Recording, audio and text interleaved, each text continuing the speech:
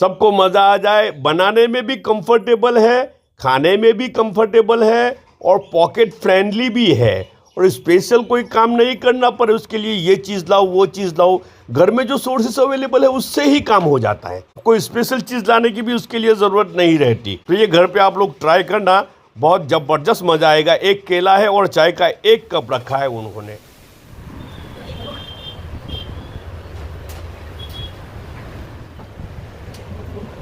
ये मेरे मैडम जी तैयार कर रहे हैं। आप भी है ना, ये कबाब रोटी कभी ट्राई करना, बना ट्राई।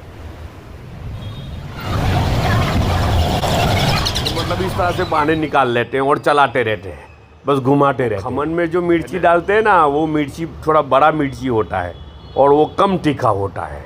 वो मिर्ची नहीं था घर पे, तो फिर ये छोटा वाला मिर्ची, जिसको हमारे गुजराती में लविंगिया मिर्ची बोलते हैं, ये बहुत तीखा होता है, तो ये मिर्ची डाल दिया।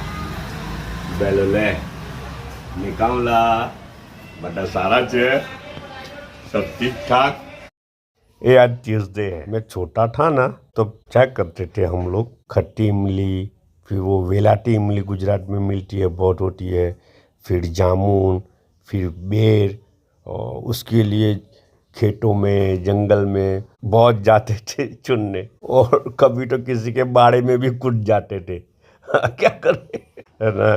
तो एक बार हम लोग खट्टी इमली पारने गए गांव के बाहरी जगह, तो वहाँ खट्टी इमली बहुत 50-100 पेड़ खट्टी इमली के, तो खट्टी इमली पार रहे थे।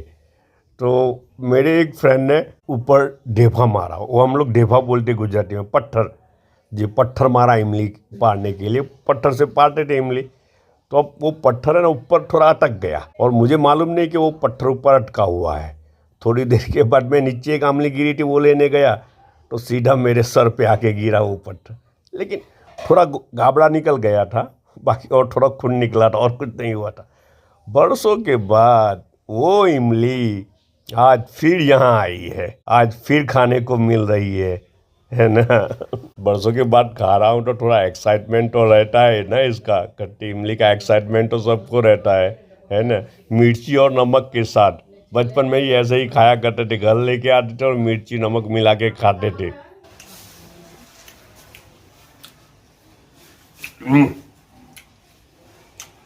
हाड़ी लगे। लेकिन हम लोग जो ढूंढते थे ना, वो कौन सी इमली थी, खट्टी इमली ही, लेकिन उसमें कौन सी इमली ढूंढते थे, ये तो है स्टार्टिंग इमली जब छोटी होती है, और उसका ये फर्स्ट स्टेज है। फाइनल स्टेज है वो पक्की इमली, ऊपर स्किन ब्राउन हो जाती है। वो दोनों के बीच की इमली, जिसको हमारे गुजराती में गेडराइली इमली बोलते हैं जी, जूसी होती है, मलाई जैसा अंदर होता है, तो वो इमली हम लोग ढूंढते थे। अटकच्ची अटपक्की बोलते उसको, है ना। तो वो इमली ढूंढते थे, और उसका नाम हमने क्या दिया था, अंदर मलाई जैसा होता है ना, तो उसका नाम भी हमने फिर क्या दिया था, मलाई गोरी उसका नाम दिया था। और जिसको मलाई गोरी मिल जाती, वो खुशम खुश हो के, वो जैसे सब कुछ मिल गया उसको, बस ऐसा फीलिंग होता था हमारा जी। तो मलाई गोड़ी भी आवे जाओ इंशाल्लाह कोई वक्त, है ना। और दूसरा नाश्ते में क्या खेल खेला है, मस्त खेल खेला है नाश्ते में, ऐसा बेहतरीन नाश्ता है कि दिल खुश हो जाएगा। वो रांदेर का फेमस पराठा जो आप लोग ने सुना होगा ना, सूरत रांदेर का जी, वो असल बर्मा की इजाब है, बर्मा की पैदाश है जी। और बर्मा से यहाँ आए सब लोग, जैसे हम लोग आए, सब आए तो फिर वो पराठा लेके आए थे साथ में मतलब यहाँ बनाना शुरू किया था, बस उसी स्टाइल में इसको बनाया है। ये है अंडा पराठा, उसमें चिकन होता है, वो बर्मा के पराठे में चिकन होता है, और इसमें मेन इंग्रेडिएंट अंडा होता है, और बाकी सब वेजिस अंदर डाला होता है। प्याज डाला होता है, हरे प्याज है, सूखे प्याज है, फिर टोमेटो है, सीड निकाल के, टोमेटो की जो सीड है ना, वो सीड वाला हिस्सा निकाल देना, दूसरा हिस्सा होता है कड़क, उसको काट के अंदर क्यूब बना के डालते हैं, फिर अंदर फीटा हुआ अंडा छोड़ते हैं, थोड़ा डाल देते, और फिर उसको पराठे की तरह लपेट लेते हैं, और बाद में पूरे पराठे को वो फीटे हुए अंडे में डिप करते हैं, और फिर उसको डीप फ्राई करते हैं। बर्मा का जो पराठा है खीमे का, चिकन खीमे वाला पराठा, उसको वो डीप फ्राई नहीं होता, ये डीप फ्राई होता है। ऐसा ज़बरदस्त टेस्ट है कि रियली सबको मज़ा आ जाए, बनाने में भी कंफर्टेबल है, खाने में भी कंफर्टेबल है, और पॉकेट फ्रेंडली भी है। और स्पेशल कोई काम नहीं करना पड़े उसके लिए ये चीज़ लाओ वो चीज़ लाओ।